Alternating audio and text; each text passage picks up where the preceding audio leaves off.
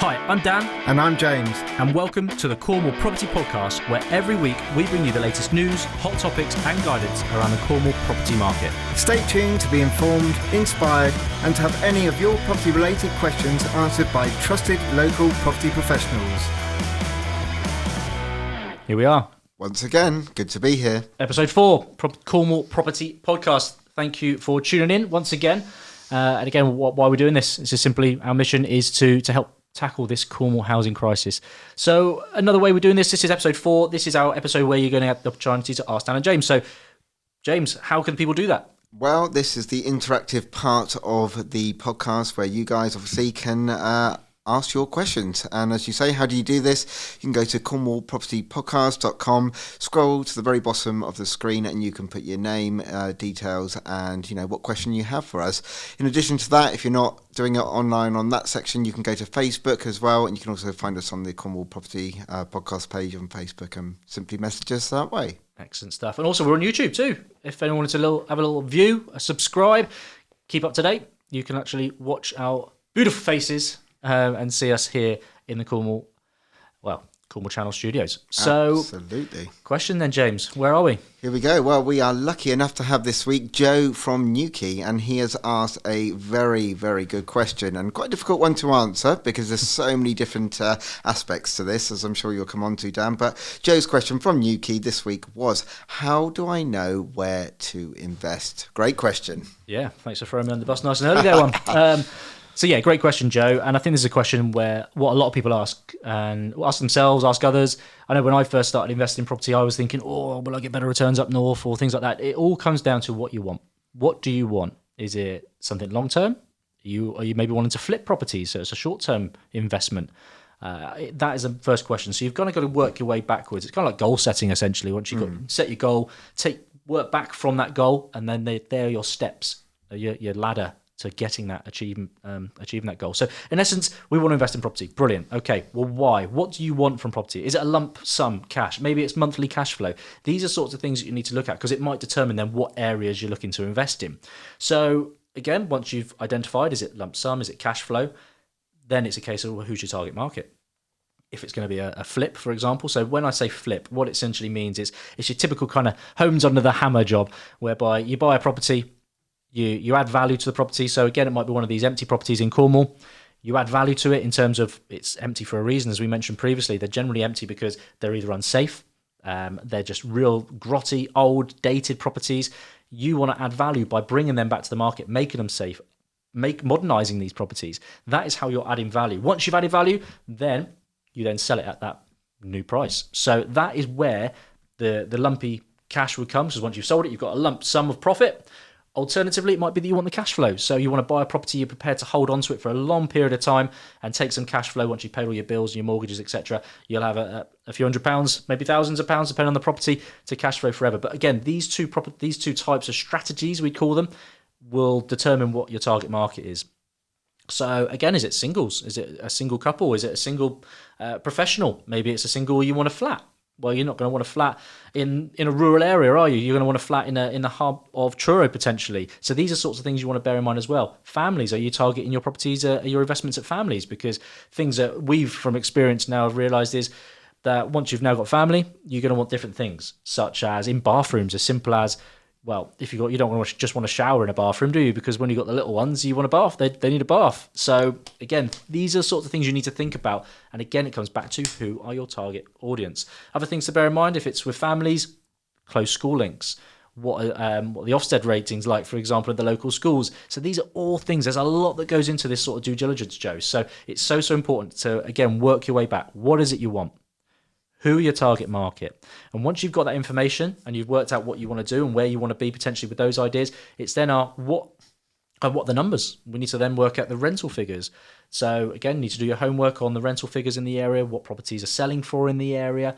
And again, how can you do that? Speak to local agents. Any other things you want to add on to that one, James? Yeah, I think it's a very common question that does come up. But for us, this is obviously the Cornwall Property Podcast, and so we're investing down here in Cornwall. But you will hear stories of, did you know in Sheffield you can get a 4-bed house for £64,000? Probably spend about 15 grand on the refurb, and then you've got an end value of 100,000, which to me, I would have that all day long. Sounds very, very attractive. But have to remember, we are talking 5 hours from James here in Cornwall, and there's a bit of a rule that, especially when you're first starting out in property, when you're building your portfolio, you want to keep your properties fairly close. So you can keep an eye on these refurbs, what the builders are doing, and generally for me, and I think you're the same as well, Dan, we don't really go further afield than an hour, really. So you will where to invest. Yeah, it does sound great up north and other places, but try and keep it close to, home where you live for about an hour. That's my sort of tip, I would say, because it's far too easy to just take a property in Carlisle and you're 7 hours away. How is that logistically going to work for the investment and renovation of that property? And again, it may be a different story if you know the area very well. I think for me, I want to invest in Cornwall, one, because I love the place and I want to be close to it. I want to be involved. And if something goes wrong, I want to be able to get there and jump on it and sort that problem as soon as I possibly can. When you've got to commute 5-6 hours to get to your property, it's not like that. And people think, properties are very passive and a hands-off investment. It can be. It can be with the right systems in place, with the right agents in place. But at the same time, how do you know you've got the right agent when you're 5 hours away? You've really got to you've got a lot of risk, I feel, investing that far away. So again, this is why we are so pro Cornwall and with regards to wanting to stay close. So again, coming back to that, Joe, where to invest. Obviously,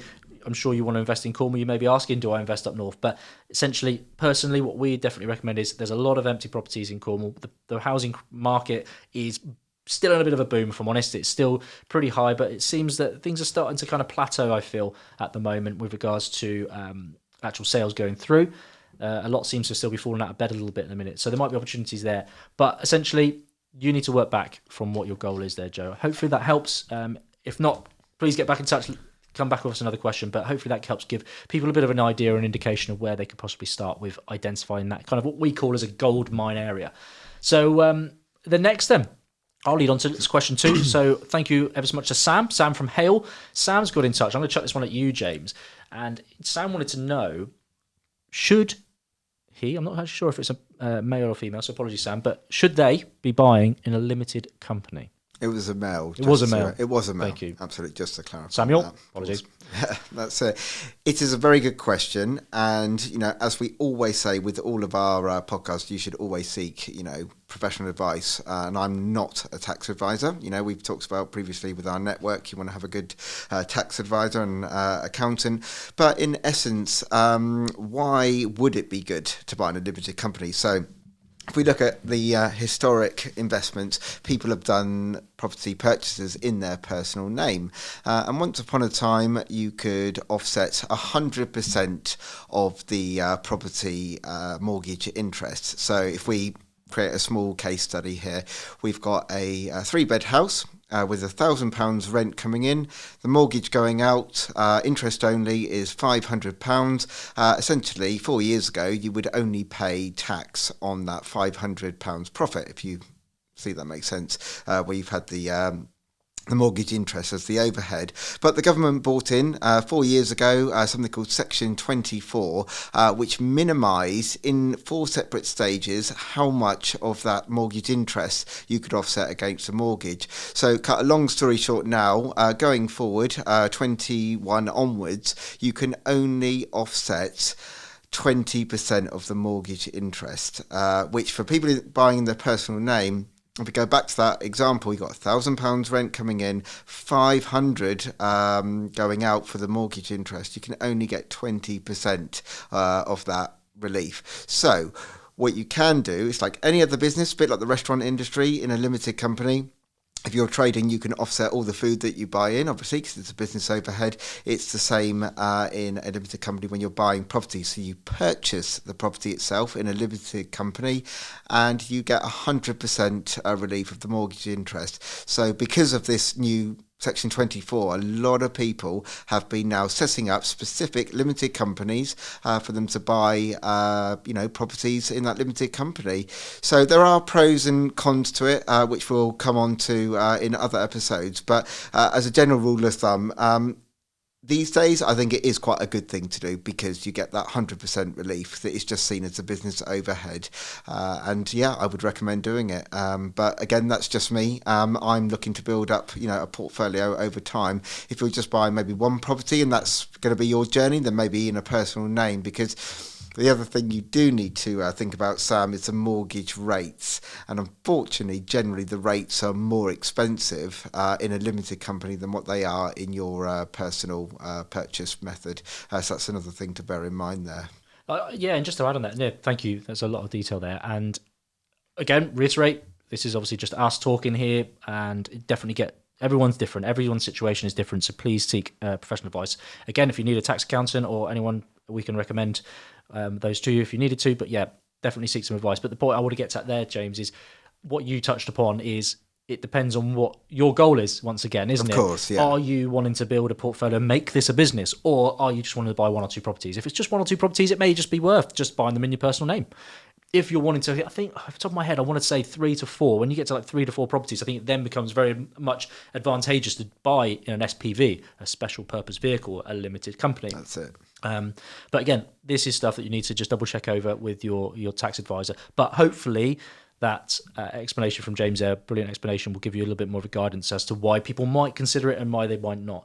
So again, 2 great questions. Thank you so much to both Joe and Sam for getting in touch and sending them in. Definitely. So again, I'm going to close us off there for another episode. That's episode 4, guys. Thank you so much for listening. If you want to get in touch with us again, simply go to cornwallpropertypodcast.com, and as I said before, you can go onto our Facebook page and you can send us a message directly on there. But it's great to have your support, and we love answering these questions, so keep them coming.